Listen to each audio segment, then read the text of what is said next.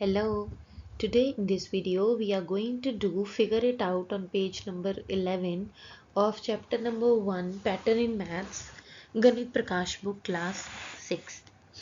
Page number 11 पे दो figure it out है। इस वीडियो में हम टॉप वाली फिगर इट आउट डिस्कस करेंगे, नेक्स्ट वीडियो में हम दूसरे वाली बॉटम वाली करेंगे। ठीक है, तो let's see the very first question of this figure it out. It is, can you recognize the pattern in each of the sequence in table 3? तो टेबल 3 में आपको डिफरेंट पैटर्न्स दिए हुए हैं, शेप सीक्वेंसेस दिए हैं। अभी तक इससे पहले हमने पढ़ी है नंबर सीक्वेंसेस। ठीक है, अब हम पढ़ रहे हैं शेप सीक्वेंसेस। तो इसमें वी हैव, सबसे पहले हमारे पास है रेगुलर पॉलीगन। रेगुलर पॉलीगन हमने पढ़ा है कि पॉलीगन क्या होता है, figure which is made up of line segment only is called a polygon. और रेगुलर क्या होता है, which is equilateral and equi angular. और इसमें हमें ये रिकॉग्नाइज करना है कि पैटर्न कौन सा बन रहा है। रिकॉग्नाइज का मतलब होता है कि आप ये बताओ कि जो एक नंबर से दूसरा नंबर बना है वो उसमें कोई सिमिलैरिटी है, कोई फॉर्मूला, कोई चीज़ अप्लाई हो रही है। तो रेगुलर पॉलीगन देखो, जो पॉलीगन है उसकी minimum number of sides is 3। तो 3 तो मिनिमम साइड है ही है उसकी, ओके, जिसको हम ट्रायंगल बोलते हैं।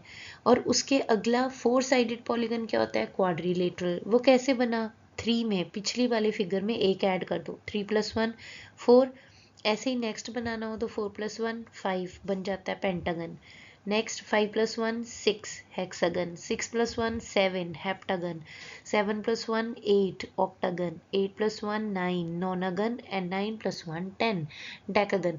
तो मतलब अगर पिछली फिगर में रेगुलर पॉलीगन की नंबर ऑफ साइड्स में हम 1 प्लस कर दें तो हमारा बन जाता है, क्या बनता है, regular polygon, the next regular polygon. ठीक है, तो ये हमारी हो गई रेगुलर पॉलीगन का पैटर्न, राइट। अब हम आगे देखें कंप्लीट ग्राफ क्या होता है। कंप्लीट ग्राफ होता है, it is a type of graph where each pair of vertices is connected by a unique edge. मतलब जो वर्टिसेस हैं वो एक यूनिक लाइन से ज्वाइन होते हैं। और आपको पता है कि जो लाइन वर्टेक्स को ज्वाइन करे, वर्टिसेस को ज्वाइन करे, उसको हम एज बोलते हैं। ठीक है, और मिनिमम वर्टिसेस, अब एक लाइन बनाने के लिए मिनिमम तो 2 ही चाहिए होंगे। लाइन तो तभी बनेगी ना कि जब दो एटलीस्ट वर्टेक्स हो, है ना, दो एटलीस्ट चीज़ें हो, डॉट्स बनी हो, तो हमने उसको ज्वाइन किया तो एक लाइन बन गई। तो मिनिमम इज 2। 2 हमारा बेसिक है, बिगिनिंग वाला। ठीक है, 2 हमारा बेसिक होगा, बिगिनिंग वाला। ओके, तो पहले हमने कंप्लीट ग्राफ की डेफिनेशन लिख दी। अब उससे अगला नंबर है 3। 3 ट्रायंगल बनता है ना। तो उसके आगे देखो, क्योंकि ये सिर्फ हॉरिजॉन्टली या वर्टिकली ज्वाइन नहीं है, ये डायगनली भी ज्वाइन हो सकता है। तो इसके नंबर ऑफ हम एजेस को हम रिप्रेजेंट कर सकते हैं किस फॉर्मूले से, n+1/2, where n will represent the number of vertices. मतलब अब देखो, शुरू ही हमारा हो रहा है 2 वर्टिसेस से, तो 2 तो हमारे पास ऑलरेडी है। उसका अगला वर्टेक्स में कितनी एजेस होंगे ये निकालने के लिए अगर मैं फॉर्मूला यूज करूं n+1/2, तो देखो जैसे यहाँ लिखा है K2 रिप्रेजेंट की 2 वर्टिसेस वाला, ठीक है, टर्म जो भी शेप है वो जिसकी 2 वर्टिसेस है। तो n की जगह अगर मैं 2 पुट करूँ तो आएगा 2, देन ब्रैकेट स्टार्ट 2 + 1/2, राइट, यही आएगा, ब्रैकेट स्टार्ट 2 + 1/2। तो 2 + 1 क्या होता है, 3, मतलब यहाँ क्या आएगा, 2 × 3, राइट, 2 × 3/2। तो 2 और 2 यहाँ कट जाएंगे तो बचा 3। आप करके देखना अपनी कॉपी में भी, you will be able to do. तो यू विल फाइंड आउट कि नेक्स्ट फिगर के एजेस है 3। ठीक है, अब देखो अगर मेरे पास 3 वर्टिसेस वाले के एजेस आ गए, 3 ही हैं उसके एजेस, है ना, 3 वर्टिसेस 3 एजेस। अब मुझे अगले वाले के निकालने हैं। अब अगर इधर 3 है तो हमें नेक्स्ट के निकालने के लिए क्या करना पड़ेगा, मतलब 4 वर्टिसेस के एजेस कितने होंगे। नेक्स्ट हमें पता है कि 3 के बाद वर्टिसेस तो 4 होंगे, पर एजेस कितने होंगे इसमें पुट करके देखते हैं, इस फॉर्मूले में पुट करके देखते हैं। ठीक है, लेट्स ट्राई। तो अगर हम ये करें तो हमारे पास अब पिछला है 3, राइट, तो ये आएगा 3 and then 3 + 1 which is equal to 4, okay, over 2, right. तो ये 2 एंड 2 2 ज़ा 4, तो 3 2 ज़ा क्या आया, 3 2 क्या आया 6, राइट। सो देखो नेक्स्ट के क्या आ गए, 6 आ गए। अब अगर आप अपनी इस फिगर में चेक करोगे तो यू विल फाइंड कि यहाँ पे भी 6 ही बन रहे हैं। कैसे चेक करें एक बारी, ये देखो 1 2 3 4 5 एंड 6, राइट। तो इसका मतलब अगर 4 वर्टिसेस हों तो कितने एजेस होंगे? 6। ऐसे ही अब आपको 4 वर्टिसेस पता है, अब आपको ये भी पता है कि अगर इसमें 4 है तो नेक्स्ट में कितने वर्टिसेस होंगे? 5। और 5 वाले वर्टिसेस के एजेस निकालने के लिए हम फॉर्मूला में क्या पुट करेंगे? 4 पिछला पुट करेंगे ना। तो 4 इंटू 5/2, 2 2 ज़ा 4, 5 2 ज़ा 10, तो कितने आ गए? 10। आप अपने आप पुट करके देखो इस फॉर्मूला में, जैसे मैंने ये वाला किया है, you will be able to do it. Okay, तो कंप्लीट ग्राफ का पैटर्न क्या है? पैटर्न का रूल क्या है? By the formula n+1/2 where n is the number of vertices. Okay, चलो now let's do the next question. इसका next वाला था stacked squares, right. So stacked squares क्या होते हैं? स्टॉक्ड मतलब होता है कि किसी चीज़ को इकट्ठे करना ना, एक के ऊपर एक सेट करके स्टॉक करना। तो ऐसे स्टॉक्ड स्क्वायर्स क्या होंगे? That each new larger square is made up of. अब जब अगर आप एक स्मॉल स्क्वायर के साथ दूसरा स्क्वायर रखोगे, ठीक है, फिर और रखोगे, that means you are arranging more and more square, so it is kind of becoming like a grid. Okay, so अब देखो जैसे फर्स्ट स्क्वायर होता है, फर्स्ट स्क्वायर में तो एक ही होगा ऑब्वियसली, राइट। बट अगर मुझे अब वन स्क्वायर के आगे स्क्वायर्स बनाने हैं, ठीक है, अब सपोज ये वाला स्क्वायर है, अगर सपोज मैंने यहाँ एक एक्स्ट्रा अपनी तरफ से स्क्वायर ऐड कर दिया, राइट, क्योंकि मुझे स्क्वायर बनाना है मैंने ऐड कर दिया, बट ये स्क्वायर तो नहीं बना, ये तो दो मिला के भी रेक्टेंगल बन रहा है ना, ठीक है, रेक्टेंगल बन रहा है। अब मुझे फिर से बट बनाना तो है, तो मैं क्या करूँगी, इसके ऊपर एक और स्क्वायर बना दिया। ओके, बट ये तो अभी भी रेक्टेंगल नहीं बना। So what will I do? अब मैं इसके ऊपर एक और बनाऊंगी एंड देन जब मैं 3 और स्क्वायर ऐड करूंगी तो it will look like a square. फिर ये देखो ये स्क्वायर लग रहा है ना, so then it is going to look like a square, right. तो इसका मतलब हमने 3 और स्क्वायर ऐड किए, उसके बाद फिर से सेम प्रोसेस आप करोगे तो यू विल सी कि आपको और ऐड करने पड़ते हैं, तो जाके 9 4 में और अब 5 ऐड करोगे तो बनेंगे, ठीक है। 1 + 3 किया, ओके, तो ये 4 बन गए, 4 + 5 किया तो 9 बन गए। अब ऐसे ही 9 में और 7 ऐड करोगे तो हम क्या ऐड कर रहे हैं? 3 ट्रायंगुलर नंबर्स में, और क्या ऐड कर रहे हैं? 3 5 7 9 ऐसे कर रहे हैं, तो वो क्या बन रहा है? Stock squares.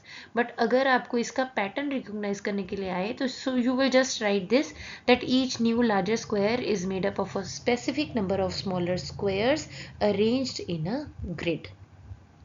ओके, ठीक है, तो अब चलते हैं स्टॉक ट्रायंगल के पास। तो इसको आपने ज़्यादा कंफ्यूज नहीं होना, आपने जो स्क्वायर्स का लर्न किया है उसमें सेम स्क्वायर की जगह पे ट्रायंगल लिख दो, बाकी सारा सेम।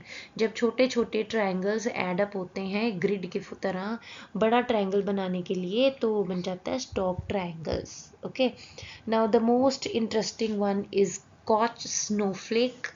ओके, तो ये क्या होती है? It's a fractal curve. Fractal means छोटी छोटी फ्रैक्शन से बनी हुई कर्व होती है, known for its self similarity, मतलब ये अपने आप से ही रिजेंबल होती है, एंड इनफाइनाइट कम्प्लेक्सिटी, बहुत कॉम्प्लेक्स सी फिगर लगती है। When you will try to make it then you will be able to understand. Okay, so it starts with an equilateral triangle, minimum ये इक्विलेटर ट्रायंगल से start होती है, and progressively adds smaller triangles to its side. और जैसे जैसे हम अगली coat Snowflake बनाने की कोशिश करते हैं तो ये क्या होता है कि इसकी नंबर ऑफ साइड्स बढ़ती जाती हैं, ठीक है। तो ये बट जब जैसे जैसे आप बढ़ाओगे यू विल बी सरप्राइज कि ये पिछली की जैसी सिमिलर ही लगती हैं। Okay, because the new triangles will add and look like the tiny version of the big triangle, ठीक है। तो इसमें क्या होता है, हर जो साइड है it is replaced by 4 new sides and it looks like a speed bump, जो हम अगले क्वेश्चन में डिटेल में पढ़ेंगे।